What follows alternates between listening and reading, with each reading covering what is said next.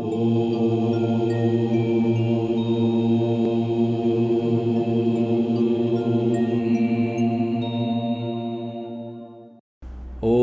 પરબ્રહ્મણે નમઃ.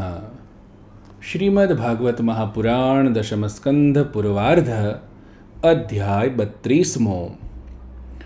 શ્રી શુકદેવજી કહે છે, હે પરીક્ષિત, ભગવાનની પ્રિય ગોપીઓ વિરહના આવેશમાં આ પ્રમાણે જાત જાતના ગીત પ્રલાપ કરવા લાગી. પોતાના પ્રિય કૃષ્ણના દર્શનની લાલસાથી તે પોતાને રોકી ન શકી. કરુણાજનક સુમધુર સ્વરથી પ્રલાપ કરતી રડવા લાગી. બરોબર તે જ વખતે તેમની વચ્ચે ભગવાન શ્રી કૃષ્ણ પ્રગટ થઈ ગયા. તેમનું મુખકમળ મંદ મંદ હાસ્યથી પ્રફુલ્લિત હતું. કંઠમાં સુંદર વનમાળા અને પીતાંબરથી શોભતું તેમનું આ જે રૂપ હતું તે સર્વના મનને મથી નાખનાર, કામદેવના મનને પણ મોહ ઉપજાવતું હતું. કરોડો કામદેવોથી પણ સુંદર, પરમ મનોહર, પ્રાણવલ્લભ શ્યામ સુંદરને પ્રગટ થયેલા જોઈને ગોપીઓના નેત્રો પ્રેમ અને આનંદથી નાચી ઉઠ્યા. તે બધી જ એકી સાથે એ રીતે ઊભી થઈ ગઈ જાણે પ્રાણહીન શરીરમાં દિવ્ય પ્રાણોનો સંચાર થઈ ગયો હોય. તેમના શરીરના એક એક અંગમાં નવી ચેતના, નવી સ્ફૂર્તિ આવી ગઈ હોય. એક ગોપીએ બહુ જ આનંદથી શ્રી કૃષ્ણના કરકમળને પોતાના બંને હાથોમાં લઈ લીધો અને તે ધીરે ધીરે તેને પંપાળવા લાગી. બીજી ગોપીએ તેમના ચંદન ચર્ચિત બાહુને પોતાના ખભા પર મૂકી દીધો. ત્રીજી ગોપીએ ભગવાનનું ચાવેલું પાન પોતાના હાથમાં લઈ લીધું. ચોથી ગોપી, જેના હૃદયમાં ભગવાનના વિરહથી ખૂબ બળતરા થઈ રહી હતી, બેસી ગઈ અને તેમના ચરણકમળને પોતાના વક્ષસ્થળ પર પધરાવી દીધા. પાંચમી ગોપી પ્રણય કોપથી વિહવળ થઈને ભ્રકુટી ચઢાવીને દાંતોથી હોઠ દબાવીને પોતાના કટાક્ષ બાણોથી વીંધતી તેમના તરફ તાકવા લાગી. છઠ્ઠી ગોપી પોતાની આંખોની પાપણો પાડ્યા વિના તેમના મુખકમળના મકરંદ રસનું પાન કરવા લાગી. પરંતુ જેમ સંત પુરુષો ભગવાનના ચરણોના દર્શનથી ક્યારેય તૃપ્ત થતા નથી, તે પ્રમાણે તે તેમની મુખમાધુરીનું નિરંતર પાન કરતી રહેવા છતાં પણ તૃપ્ત થતી ન હતી. સાતમી ગોપી નેત્રોના માર્ગથી ભગવાનને પોતાના હૃદયમાં લઈ ગઈ અને પછી તેણે આંખો બંધ કરી દીધી. હવે મનથી જ ભગવાનનું આલિંગન કરવાથી તેનું શરીર રોમાંચિત થઈ ગયું. રોમ રોમ નાચી ઉઠ્યા અને તે સિદ્ધ યોગીઓની જેમ પરમાનંદમાં મગ્ન થઈ ગઈ. હે પરીક્ષિત, જેમ મુમુક્ષુજનો પરમ જ્ઞાની સંત પુરુષને પ્રાપ્ત કરીને સંસારની પીડાથી મુક્ત થઈ જાય છે, તે જ પ્રમાણે બધી ગોપીઓને ભગવાન શ્રી કૃષ્ણના દર્શનથી પરમ આનંદ અને પરમ ઉલ્લાસ પ્રાપ્ત થયો. તેઓ વિરહજન્ય તાપથી મુક્ત થઈને પરમ શાંતિને પ્રાપ્ત થઈ ગઈ. હે પરીક્ષિત, આમ તો ભગવાન અચ્યુત અને એક રસ છે. તેમનું સૌંદર્ય અને માધુર્ય નિરતિશય છે. છતાં પણ વિરહ વ્યથાથી મુક્ત થયેલી ગોપીઓની વચ્ચે તેમની શોભા વિશેષ રૂપે વધી ગઈ હતી. બરાબર એ રીતે કે જેમ પરમાત્મા આપણા નિત્ય જ્ઞાન, બળ વગેરે શક્તિઓ દ્વારા સેવવામાં આવતા વિશેષ સુંદર લાગે છે. ત્યાર પછી ભગવાન શ્રી કૃષ્ણે તે વ્રજ સુંદરીઓને સાથે લઈ યમુનાજીના પુલિનમાં પ્રવેશ કર્યો. તે સમયે ખીલેલા મોગરા અને મંદારના પુષ્પોથી સુગંધિત અને શીતળ વાયુ પ્રસરી રહ્યો હતો અને તેની મહેકથી ચકચૂર થઈને ભમરા આમ તેમ ઉડી રહ્યા હતા.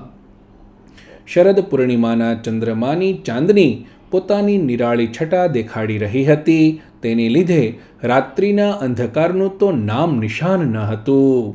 ચારેકોર આનંદ મંગલનું સામ્રાજ્ય છવાયેલું હતું.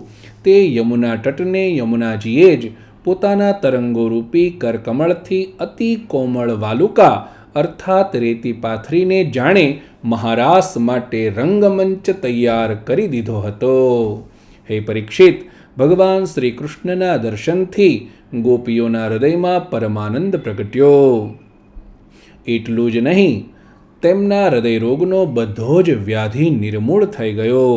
જેમ શ્રુતિઓ કર્મકાંડમાં પરમેશ્વરને ન જોતા વિભિન્ન કામનાઓને લીધે અપૂર્ણ જેવી લાગે છે, પરંતુ તે જ શ્રુતિઓ જ્ઞાનકાંડમાં પરમેશ્વરના દર્શન કરી આનંદપૂર્ણ થઈ બધી કામનાઓને છોડી દે છે, તેમ ગોપીઓ પ્રથમ ભગવાનના સાનિધ્ય વિના શોકાતુર બની હતી અને પછી ભગવાન શ્રી કૃષ્ણના દર્શન કરીને પૂર્ણ કામ થઈ ગઈ. ગોપીજનોએ હવે પોતાના વક્ષસ્થળ પરના કંકુ કેસરવાળું ઉત્તરીય વસ્ત્ર ભગવાનના આસન માટે બિછાવી દીધું. મોટા મોટા યોગેશ્વરો પોતાની યોગ સાધનાથી પવિત્ર બનાવેલા પોતાના હૃદય સિંહાસન પર સર્વશક્તિમાન ભગવાનને બેસાડી શકતા નથી. તે જ પરમાત્માને યમુનાજીની રેતીમાં પોતાના ઉત્તરીય વસ્ત્રના આસન પર ગોપીઓએ બેસાડી દીધા. હજાર હજાર ગોપીઓની મધ્યમાં તેમના દ્વારા પૂજાયેલા શ્રી કૃષ્ણ ભગવાન અત્યંત શોભી રહ્યા હતા. હે પરીક્ષિત, ત્રણેય લોકમાં ત્રણેય કાળમાં જેટલું પણ સૌંદર્ય પ્રગટ થાય છે તે તમામ સૌંદર્યોના એકમાત્ર આશ્રય ભગવાન શ્રી કૃષ્ણ છે. ભગવાન શ્રી કૃષ્ણ પોતાના આ અલૌકિક સૌંદર્ય દ્વારા ગોપીઓના પ્રેમ અને આકાંક્ષાઓને વધારે તીવ્ર બનાવી રહ્યા હતા. ગોપીઓએ હાસ્ય અને લીલાઓ પૂર્ણ અવલોકન કરીને વિલાસ કરતી ભ્રકુટીથી શ્રી કૃષ્ણનું સ્વાગત કર્યું.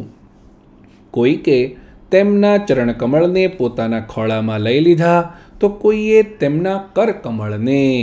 ભગવાનના સંસ્પર્શનો આનંદ લઈ રહેલી ગોપીઓ ક્યારેક બોલી ઉઠતી, કેટલા કોમળ છે, કેટલા મધુર છે. ત્યારબાદ શ્રી કૃષ્ણના અંતર્ધાન થઈ જવાથી મનોમન થોડો અણગમો દેખાડીને તેમના મોઢેથી જ તેમનો દોષ સ્વીકારવા માટે તે કહેવા લાગી. ગોપીઓએ કહ્યું, હે નટનાગર, કેટલાક લોકો એવા હોય છે કે જે પ્રેમ કરનારા સાથે જ પ્રેમ કરે છે અને કેટલાક પ્રેમ ન કરનારાઓ સાથે પણ પ્રેમ કરે છે, પરંતુ કેટલાક તો આ બંનેમાંથી કોઈને પણ પ્રેમ નથી કરતા. હે પ્રિયતમ, અમને એ સ્પષ્ટ રીતે સમજાવો કે આવું કેમ થાય છે. ભગવાન શ્રી કૃષ્ણે કહ્યું, હે મારી પ્રિય સખીઓ, જે પ્રેમ કરનારને પ્રેમ કરે છે તેમનો તો બધો પ્રયાસ સ્વાર્થ માટે જ છે. માત્ર લેણ દેણ જ છે. ન તો તેમનામાં મિત્રતા છે, ન તો ધર્મ છે. તેમનો પ્રેમ માત્ર સ્વાર્થ પૂરતો જ છે. આ સિવાય તેમનું કોઈ પ્રયોજન નથી. ગોપીઓ, જે લોકો પ્રેમ ન કરનાર સાથે પણ પ્રેમ કરે છે, જેમ કે સ્વભાવથી જ કરુણાશીલ સજ્જનો અને માતા પિતા, તેમનું હૃદય સૌહાર્દથી હિતકામનાઓથી ભરેલું રહે છે અને સાચું પૂછો તો તેમના વ્યવહારમાં નિષ્કપટ સત્ય અને પૂર્ણ ધર્મ પણ છે. કેટલાક લોકો એવા હોય છે જે પ્રેમ કરનારાઓ સાથે પણ પ્રેમ નથી કરતા. પ્રેમ ન કરનારાઓનો તો તેમની સામે કોઈ પ્રશ્ન જ નથી. આવા લોકો 4 પ્રકારના હોય છે. એક તો તે છે જે પોતાના સ્વરૂપમાં જ મસ્ત રહે છે, જેમની દૃષ્ટિમાં ક્યારેય દ્વૈત ભાવ જ નથી.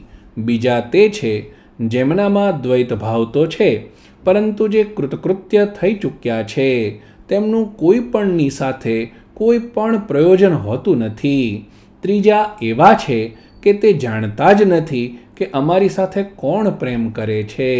અને ચોથા પ્રકારના લોકો એવા હોય છે જે જાણી બૂજીને પોતાનું હિત કરનારા પરોપકારી ગુરુતુલ્ય લોકો સાથે પણ દ્વેષ કરે છે, તેમને પજવવા ઈચ્છે છે. ગોપીઓ, હું તો પ્રેમ કરનારાઓ સાથે પણ પ્રેમનો એવો વ્યવહાર નથી કરતો જેવો કરવો જોઈએ.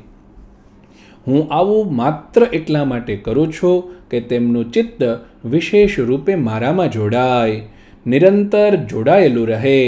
જેમ નિર્ધન માણસને ક્યારેક બહુ ધન મળી જાય અને પછી ચાલ્યું જાય તો તેનું મન ચાલ્યા ગયેલા ધનના વિચારમાં જ ચોંટેલું રહે છે, તેથી હું પણ મળીને છુપાઈ જાઉં છું.